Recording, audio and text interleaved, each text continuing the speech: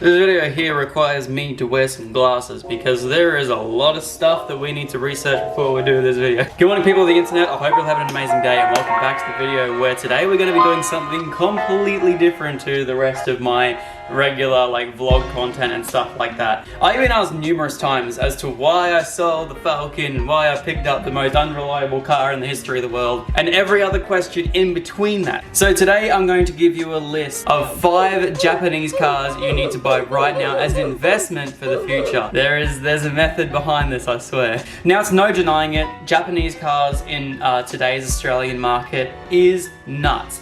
Every single car from an R34 Skyline that used to cost $500 and you just rip it around a track until you break it, flip it on its roof and then buy a new one for 500 bucks. It's not the case anymore. With R31s now costing 5 grand, your S13s and everything else as well, 10 grand plus. There's no denying that the Japanese car market and even the Australian car market is going crazy at the moment. And this is completely due to supply and demand. And yes, it's caused a little bit of this thing that starts with a C that's apparently plaguing the entire world, but I can't say because of demonetization issues. But one thing is for certain, no matter supply and demand, the whole thing that we cannot name, everything else as well, these cars are going crazy up in price. And if you don't get your hands on them soon, it's gonna be very, very, very, very tough to get one in the future. Today I've got a list of 5 Japanese cars, well, 4 Japanese cars and one that's, that ever since 2018 have been going up in price like crazy. And some of these cars even turning over a higher profit margin to the owner than what a house would be, which is nuts. It's also one of the reasons why I picked up this car right here, my beautiful 2000 model Mazda Rx7 RS. And then also, well, it wasn't really a reason, but I bought that R33, mainly because I only spent 3 grand on it. Still the best financial decision I've ever made. Now before we jump into today's video, please do leave a comment down below at some other cars that you guys think we should include in the next video. What JDM cars you should or should have bought 3 years ago. Or some horror stories on how you sold your JZ A80 Supra for 20 grand when they're now fetching 65 plus. Whatever the story is guys, please leave it down below. I've actually been researching for this video a couple of days in the process, so yeah, I hope you guys really enjoy it. Please leave a like, subscribe, and comment if you guys want to see more of these videos. And so to start off with today's video, let's jump straight into the S15 Sylvia. The S15 Sylvia is one of the last S chassis that came out in Japan, built by Nissan. These cars were super light, super small, and came with that beautiful SR20 turbo. We were fortunate enough to get these cars in Australia back when they came out. However, unfortunately, and this is for a lot of cars in this video, the US didn't. The USA did not get any of these cool cars that Australia did, and that's why it is so easy for us to pick them up so cheap nowadays, and why they're going to blow up in the future. Back in 2018, I did a little bit of Facebook digging, Facebook research, as well as car sales, and to see what sort of prices that S15s were selling for. This is probably going to make a few of you guys cry, but these cars used to sell for around about $8,000 to $12,000. Sometimes even less if you could find them. They used to be great drift cars, and us being Australia, we got a heap of the Spec R versions, which I believe were the turbo version, but I'm not entirely sure. I'm not really into my S15s or anything, but yeah, the Spec R version, the turbo version. These cars are extremely sought after for a lot of young people, especially P-platers. A lot of them got their hands on them. You can actually get them under a high power vehicle exemption, so a lot of P-platers went out, got them, and then were able to drive them on their P-plates, and it was one of the cooler cars to have on your Ps. Unfortunately, due to a lot of these cars either crashing, a lot of them being rusted out, a lot of them being used as drift cars, have really diminished this market. And today, as much as it hurts, the cheapest S15 on car sales that is currently around is $35,000. I bet 3 years ago when you were drifting this thing into a wall at Archerfield that you would never believe that these cars were going to be worth this much. Neither did I, otherwise I probably would have bought one. These cars do look great, but to be honest, these ones have been probably the biggest cars hit by this whole COVID tax and stuff like that. It has been absolutely nuts. The amount of times I've seen teenagers get absolutely ripped apart on every single Japanese sale page in Australia is so funny, because I've been selling the S15 for like 50 grand completely stock. It's honestly kind of funny, but it's also funny because people are buying them at that price. If it's nice and clean, it's got decent genuine Ks, people are buying these cars for crazy money nowadays. And as much as people hate that, it's actually happening. These cars have almost inflated by, in some cases, $40,000 in the last 3 years. That is pretty crazy. And not only that, but coming out of Japan, you can't really import these things for much less, plus the hassle of importing and all the taxes involved as well. Supply and demand really taking over here, and these cars are fetching crazy numbers. So if you have the chance of picking up a cheap S15 today, do it.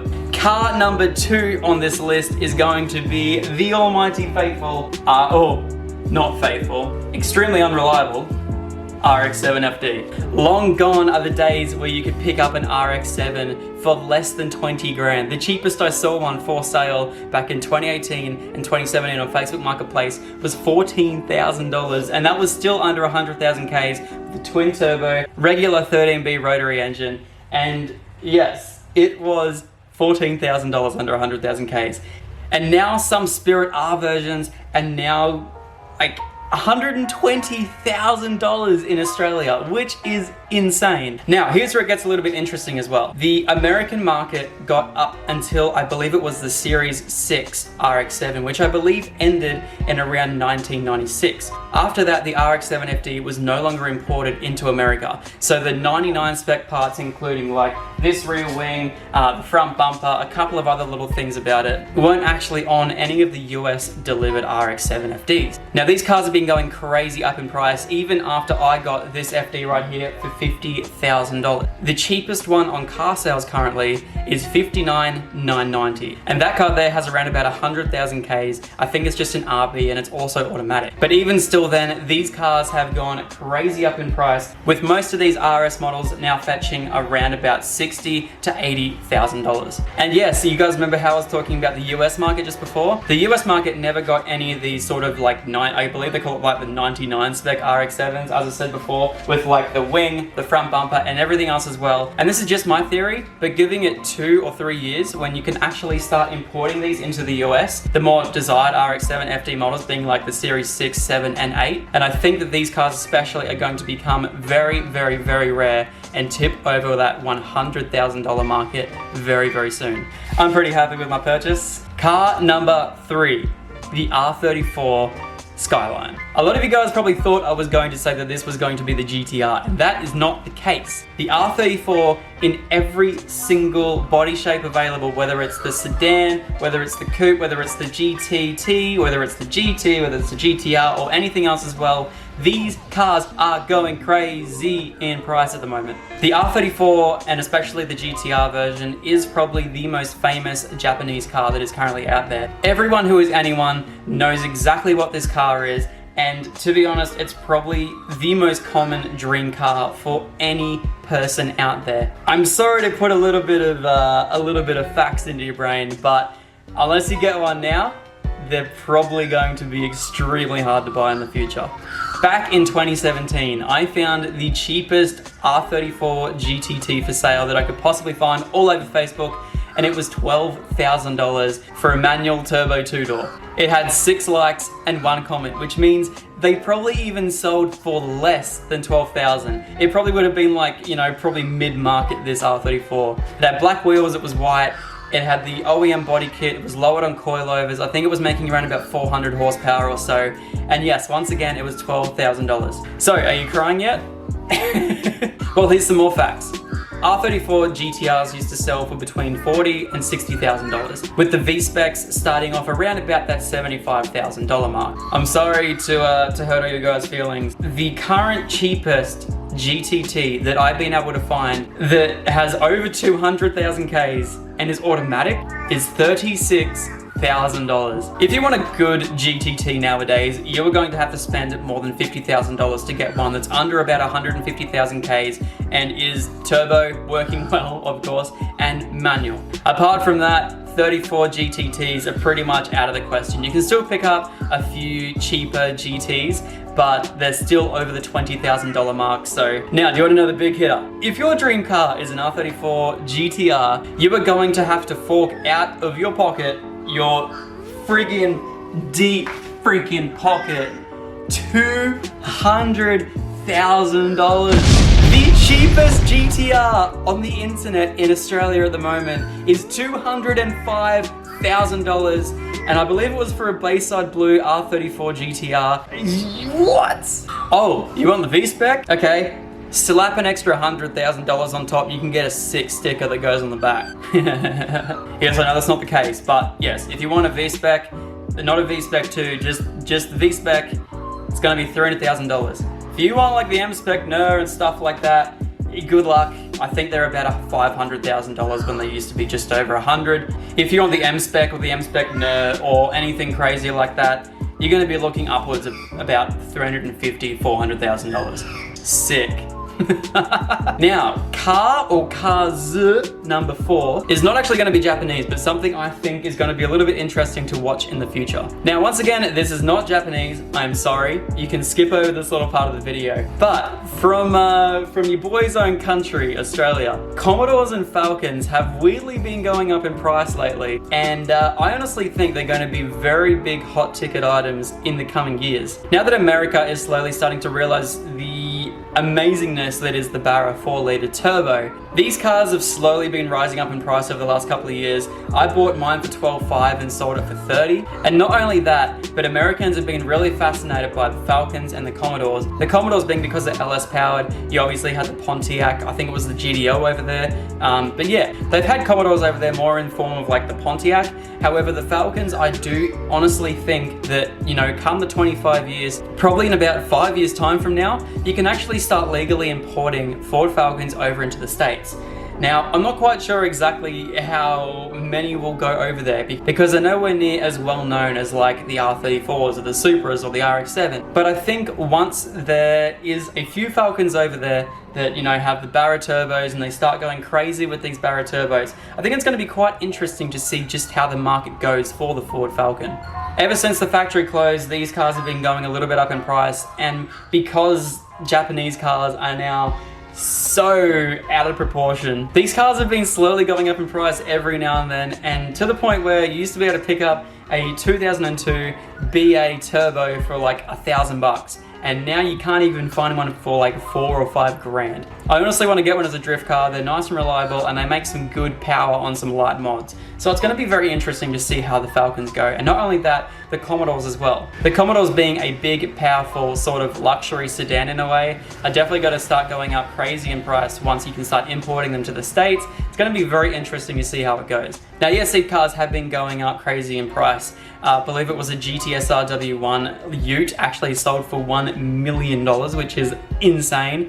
But every FPV is going up like crazy. Turbos have been going up like crazy. It's going to be interesting to see how the market goes for them in the future. Now, before we get to car number 5 on this list, I have a few honorable mentions that I honestly think will start going up in price over the next couple of years, and cars that you should jump on ASAP because they'll just keep getting more and more expensive. R32 4-door or 2-door, and the same as the R33 4-door or 2-door, whether it's the GT, the GTST, or the GTR, or the GTS4, or whatever they're called.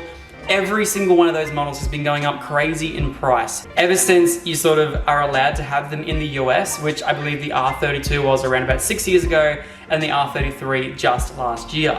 Both of those cars, ever since they were allowed into the US, have gone up crazy in price. And you know, my R33 costing me only about $3,000 when they should have been around $6,000 or $7,000. So now I've been having crazy offers for that car of like $20,000 to $25,000. It's certainly not worth that, and certainly not going to be selling that car. But I have seen a lot of 33s and 32s go up for almost $20,000, $30,000, sometimes even $40,000 over what they were a couple of years ago. You know, you used to be able to pick up an awesome R32 GTST for around about $12,000 $12,000 to $16,000, and now they're upwards of almost $30,000, $40,000, $50,000, and the GTR's getting close to that $80,000 to $100,000 mark, which is absolutely insane. I can almost guarantee that the 33s will never take off just as much as the 32s or the 34s. The 33 is kind of like that ugly stepchild that only the purists enjoy, but no, just joking. No, the 33s, I don't know, it's kind of like that ugly stepchild that just, I don't know, just never gonna make it there. As much as I love 33s, I have to admit they're definitely not the nicest looking Skylines.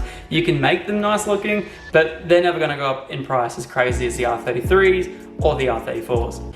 And my second honorable mention is going to have to be anything two-tone. You guys all know if there's like a Seafoam S13 two-tone that's in completely stock form, I could imagine that those things, you know, being God knows how cheap they were 3 or 4 years ago, to now becoming a sort of collector's car. I don't know, I feel like just they're getting so incredibly rare, and they're, you know, people that have them can put them up for whatever price, even if it's well above what a regular S13 would be. If it's a turbo manual two-tone of any sort of combination whatsoever, if it's all genuine, those things sell for crazy numbers. And I honestly haven't even found any way to validate or back this up, but I have seen in the past that these two-tone cars have just gone nuts, absolutely viral whenever they go up. No one seems to question the price. It sells in a matter of like hours or even minutes. I don't know, it's just a little bit interesting, and I really want to get some more information on them. So once again, if you have more information, please let me know down in the comments. Now, before we go any further, I do want to give a quick shout out to today's sponsor of this video, and that is Shucken Spec. Shucken is Japan's vehicle inspection, which only allows the safest cars on the road. So that's where Shucken Spec comes in, where we give a nice little shout out to all of the safest cars, or safest cars on the Japanese roads today. Shucken Spec's a business that I'm really eager to get involved with very, very soon. We're going to be bringing out some awesome shirts, some awesome stickers, and just anything to do with cars. Plus they're going to be making some custom one-off pieces for like the FD, the R33, and a few other cars, which I am very excited to get a part of. So everyone watching this video, if you could go down to the link in the description, go check out the Instagram and Facebook page for Shucken Spec, go give them a follow and a like.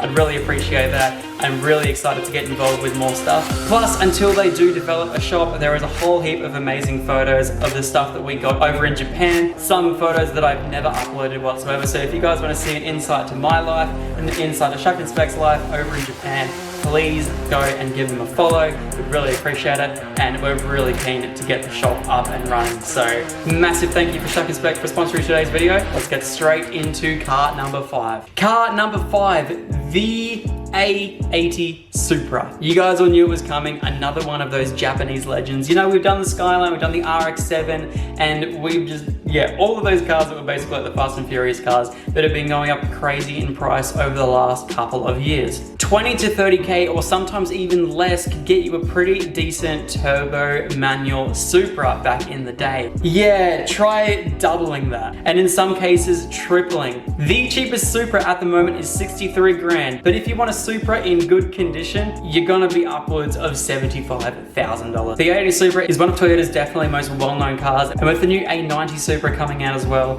you can definitely just see how much the A80 Supra has sort of risen in price. Sorry guys, my camera died downstairs, so please ignore me. But the A80 Supra is definitely a massive big Toyota icon. These things basically came out with 1,000 horsepower stock, much like a lot of people on the internet try and tell you. So yeah, if you guys can get your hands on a JZ A80 Supra, make sure to grab one before they all go over the $100,000 mark, which is going to be very, very soon. Anyway guys, that pretty much concludes today's video. Massive thank you to everyone that made this thing possible. And please, if you guys do have any horror stories of cars that you've sold in the past that you 100% regret, or if there's any crazy buys you guys have made, please leave them down in the comments. Make sure to leave a like and subscribe to the channel. I really do appreciate it, and I'll see you in the next one. Peace.